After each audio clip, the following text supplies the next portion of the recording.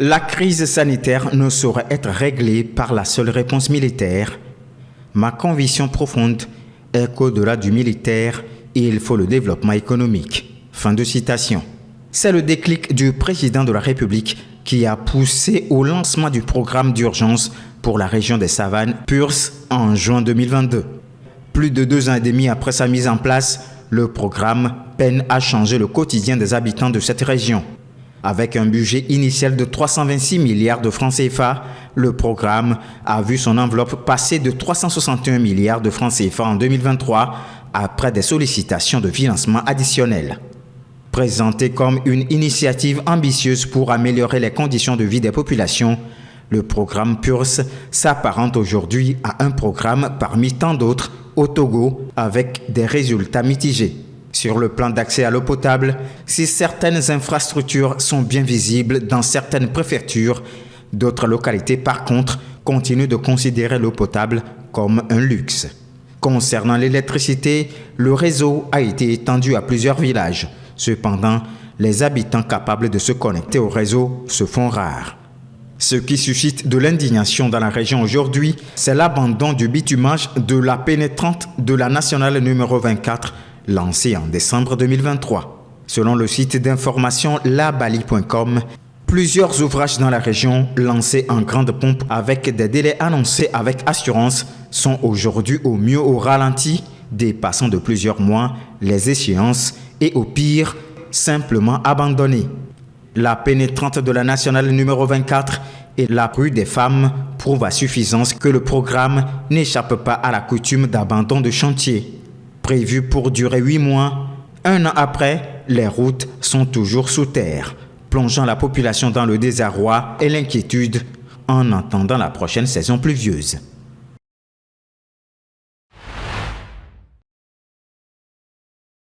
L'Union togolaise de banques UTB et International Business Bank IB Bank sont à nouveau revenus sous le giron de l'État togolais. Les 2 banques sont rachetées. L'objectif de ce rachat est de stabiliser ces banques devenues fragiles. L'Union togolaise de banques a longtemps été plombée par des fonds propres tombés en territoire négatif. Il a fallu des investissements de près de 13 milliards de capital supplémentaire pour qu'elle retrouve un semblant de souffle financier. À ce stade, l'UTB s'approche des normes de fonds propres imposées par la commission bancaire de l'UEMOA. D'ici avril 2025, un plan de restructuration sera adopté avec une mise en œuvre totale prévue pour octobre 2025. Pour IB Bank, les résultats sont contrastés. Les recettes issues de la vente de son ancien siège ont permis d'alléger la pression financière et d'améliorer ses fonds propres réglementaires. Après plusieurs années de pertes, IB Bank a finalement renoué avec les bénéfices en 2024. Dans le budget de 2024, l'État togolais a réservé 69 milliards pour remettre sur pied ces 2 banques. Les autorités togolaises insistent sur la nécessité d'améliorer la gouvernance et les fondamentaux économiques pour éviter une nouvelle dégradation dans un secteur bancaire déjà fragile. L'UTB et IB Bank représentent à elles seules 20% des actifs du secteur bancaire togolais. Le Fonds monétaire international FMI continue de recommander à l'État togolais d'envisager une privatisation des 2 banques.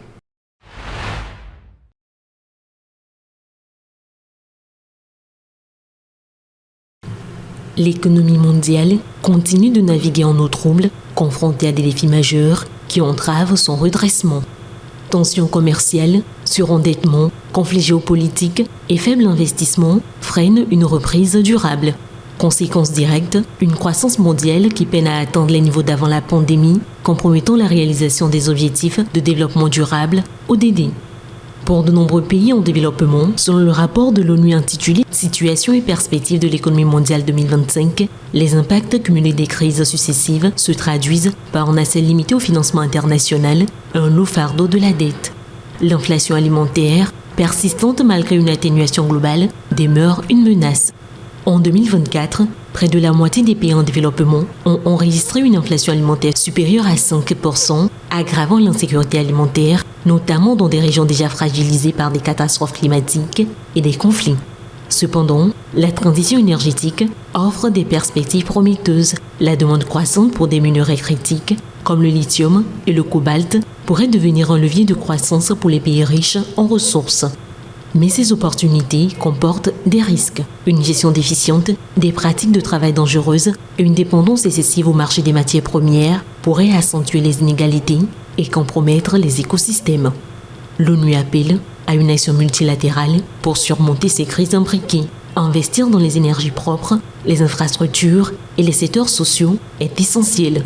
Une coopération internationale renforcée est impérative pour garantir une exploitation responsable des ressources et promouvoir un développement inclusif et durable. Le Togo fait face depuis quelques semaines à une flambée de méningite. De nouveaux cas de la maladie ont été confirmés principalement dans la région de la Kara et plus précisément dans la préfecture de Dankpen. Selon le ministère de la Santé et de l'Hygiène publique, à la date du 17 janvier, l'on dénombre 26 cas positifs sur plus de 200 personnes consultées. Malheureusement, 6 décès sont enregistrés. Cette situation suscitant des inquiétudes oblige les autorités à prendre davantage des mesures pour contenir la propagation de la maladie. Le ministre de la Santé en personne en déplacement dans la région exhorte les personnes impliquées dans la lutte contre l'épidémie à mettre en place des dispositifs pour un meilleur suivi d'éventuels cas qui pourraient subvenir. D'origine bactérienne, la méningite est une pathologie qui se transmet par le biais des sécrétions respiratoires ou salivaires uniquement de personne à personne. Elle associe une fièvre avec maux de tête, douleur de la nuque et vomissements en jet. Rappelons qu'en août 2024, l'épidémie avait fait également 8 morts, toujours dans le nord du pays. Les corps brûlés des premières victimes ont d'abord été déposés ici, à quelques pas du lieu de l'accident, avant d'être finalement enterrés par les autorités compétentes, aidés par quelques volontaires venus prêter main forte. Vers 10h samedi matin, un camion-citerne comportant à son bord pas moins de 60 000 litres d'essence est victime d'un accident sur la route qui relie la capitale Abuja à la ville de Kaduna, plus au nord. Une foule de personnes se rassemble alors pour tenter de récupérer l'essence déversée sur la route. C'est à ce moment que le drame se produit. 86 personnes perdent ainsi la vie. En rentrant chez moi, je suis arrivé au carrefour où l'explosion s'est produite. J'ai vu une femme qui portait un galon de carburant et le galon a explosé. C'est là que j'ai été aspergé de carburant. C'est comme ça que j'ai été brûlé. Ce type d'accident n'est malheureusement pas inédit au Nigeria. Enlisé dans une crise économique majeure, le pays connaît depuis un an une inflation supérieure à 30%. Inflation due notamment aux réformes économiques mises en place par le président Bola Ahmed Tinubu, au pouvoir depuis mai 2023. Parmi ces réformes, celle sur la fin des subventions pour les carburants cause de grandes difficultés à la population nigériane, faisant s'envoler les prix des denrées alimentaires, des transports et de l'essence. En 18 mois seulement, son prix a en effet quintuplé, poussant certains Nigérians à se mettre en danger pour en récupérer quelques gouttes. Face à ce nouveau drame, les autorités mettent en garde sur les risques du ramassage de carburant. Nous devons sensibiliser la population pour qu'elle évite de s'approcher et qu'elle ne reste pas à proximité lorsque ce type d'accident se produit. En octobre dernier, une explosion du même type a fait plus de 170 morts dans l'état de Jigawa, dans le nord du pays. Au cours de l'année 2020, ce sont plus de 530 personnes qui ont perdu la vie dans des accidents impliquant des camions-citernes. Des accidents qui, au-delà des pertes humaines et matérielles, causent aussi d'importants dégâts environnementaux.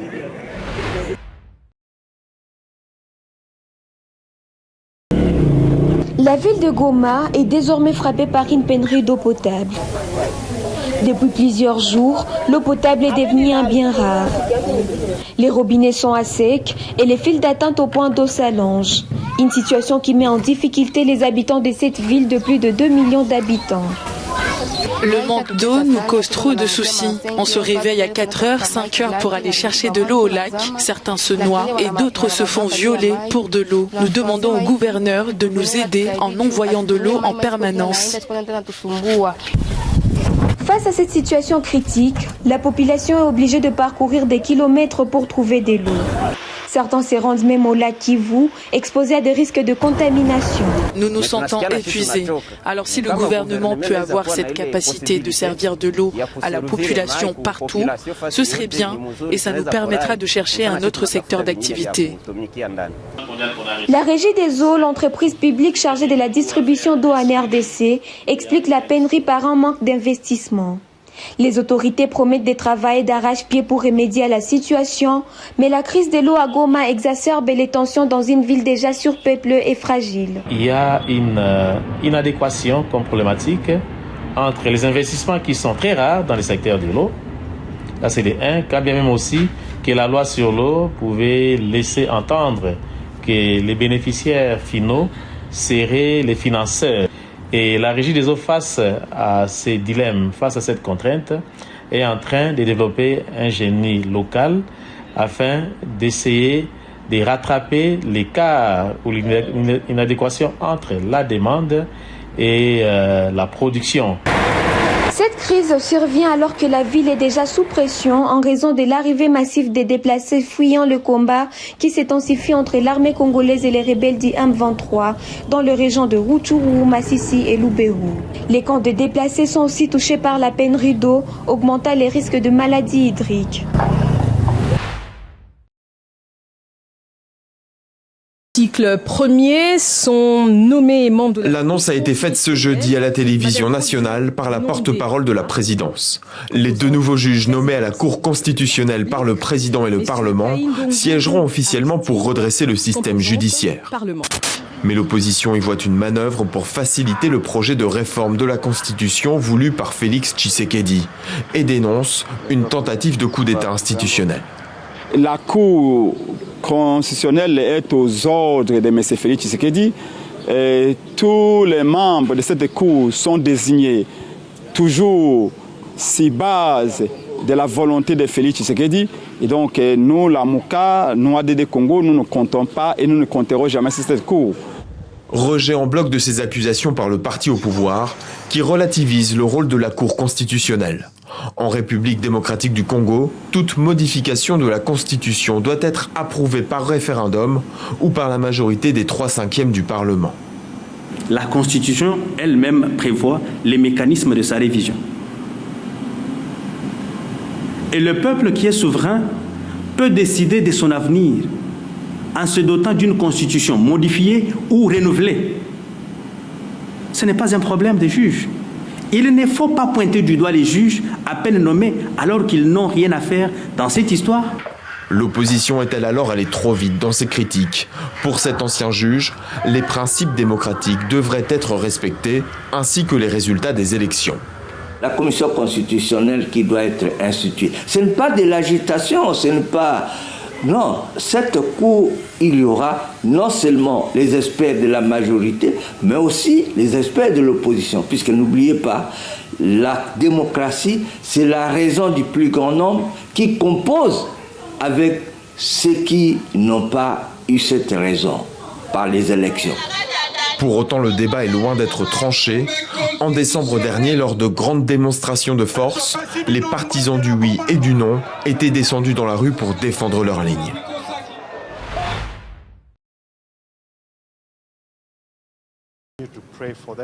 Le ministre kényan de l'Intérieur a annoncé que 217 policiers supplémentaires vont être envoyés en Haïti pour lutter contre la violence des gangs.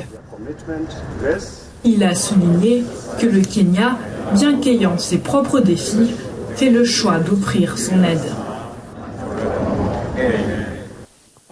Je sais que beaucoup se posent des questions en disant que nous n'avons pas résolu tous nos problèmes internes. Pourquoi envoyons-nous nos policiers alors que nous avons de nombreux autres problèmes dans le pays? Nous ne donnons pas par excès de ce que nous avons. Donner est un esprit qui est en nous, en tant que Kenyans.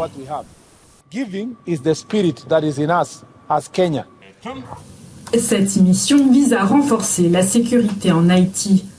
Depuis juin, le Kenya a envoyé plus de 600 policiers. Jusqu'à présent, nos policiers qui sont partis avant nous ont contenu de nombreux gangs. Et je crois que vous allez les vaincre, que vous allez créer un environnement de travail pour les Haïtiens et que vous allez remettre le pays aux locaux. Travailler avec la police haïtienne pour s'assurer qu'ils aient un pays où ils peuvent également jouir de la liberté, tout comme nous jouissons de notre liberté. En 2023, plus de 5500 personnes ont été tuées en Haïti en raison de la violence des gangs. C'est une hausse de 20% des meurtres par rapport à l'année précédente.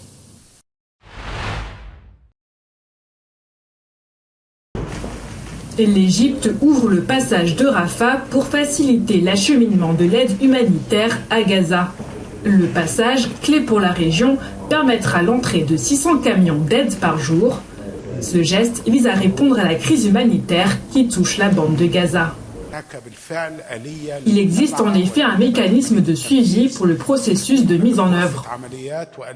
Il y aura une chambre d'opération et un mécanisme commun ici au Caire, ainsi que 2 sous-mécanismes à Arish pour surveiller l'accès à l'aide humanitaire ainsi que le flux des individus. Bien sûr, l'aspect le plus important à présent, en plus de la durabilité du cessez-le-feu, et de résoudre la situation humanitaire catastrophique dans la bande de Gaza. En plus de l'envoi de 600 camions par jour, 300 camions seront envoyés vers le nord de Gaza, une zone dévastée par les conflits. L'Égypte veut travailler étroitement avec la communauté internationale pour maximiser l'acheminement de l'aide. L'Égypte va mener de grands efforts en coopération avec la communauté internationale pour mobiliser le plus grand nombre d'aides possible vers la bande de Gaza. Le passage de Rafah commencera à fonctionner bientôt et est préparé pour permettre l'entrée de la plus grande quantité d'aide.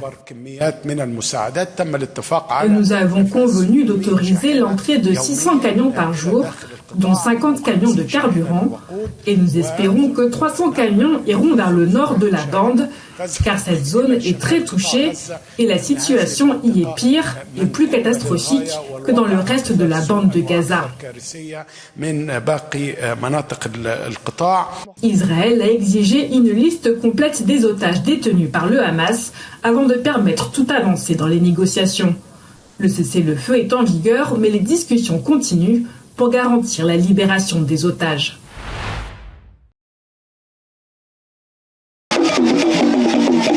Ce jour-là, c'est toute la ville d'Abomey qui est en effervescence et c'est une tradition qui résiste au temps. Au début de chaque année, plusieurs cérémonies sont organisées pour honorer les ancêtres et célébrer la fertilité de la terre. Selon la tradition, chaque famille doit donner ses premières récoltes au vaudou, une force spirituelle essentielle protectrice. L'objectif, obtenir des bénédictions. Le culte date de l'ancien royaume de Dahomey que des notables tiennent à pérenniser. Cette année, la manière dont les gens ont organisé les cérémonies de Nesoué dans chaque enco parental, non. Pour nous, c'est ça. Aujourd'hui, on peut choisir sa religion, mais on est né dans une tradition. Parmi les moments forts de cette fête de remerciement des ancêtres, la cérémonie de Maoulissa.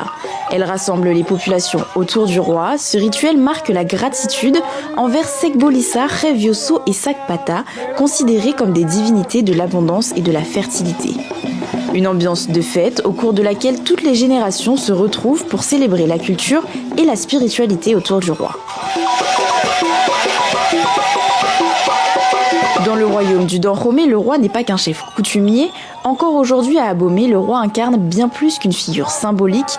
Il est un repère culturel et spirituel pour sa population et garant des traditions, de la paix et de l'unité. Depuis 2022, c'est Dada Dewenonde Wododok Beranzin, 57 ans, qui perpétue cet héritage.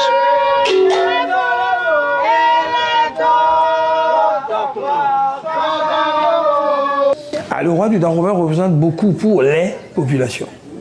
Il est l'incarnation de la paix, du devoir sacré, de la respectabilité dans tout le sens que nous devons lui accorder. Il est le garant de l'unité parmi nous.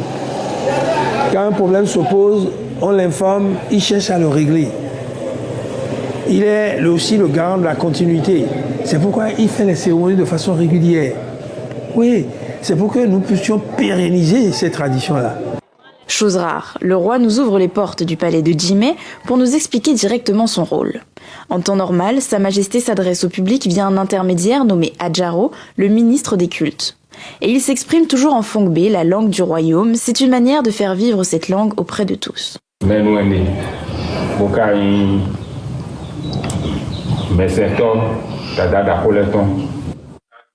Autre particularité très visible, quand le roi reçoit, il parle toujours la bouche couverte par une serviette. Selon la tradition, c'est pour éviter que le roi ne se fasse empoisonner, mais pas que, c'est aussi pour éviter que Sa Majesté respire le même air que tout le monde. Une multitude de coutumes que Dada Dewenonde Wododok Béranzin tient à respecter pour poursuivre, dit-il, la mission de ses ancêtres. Je ne pense pas par moi-même dans le rôle que je dois jouer dans la maison de Wej Bagja. Mais je suis plutôt dans la lignée de la tradition. Ce sont les gardiens de la tradition qui indiquent comment les choses doivent se passer. Les choses que faisaient les grands souverains du Tang Somé seront faites et perpétuées de génération en génération. Véritable pilier spirituel et culturel, le roi est essentiel pour l'équilibre dans le royaume du Dahomey.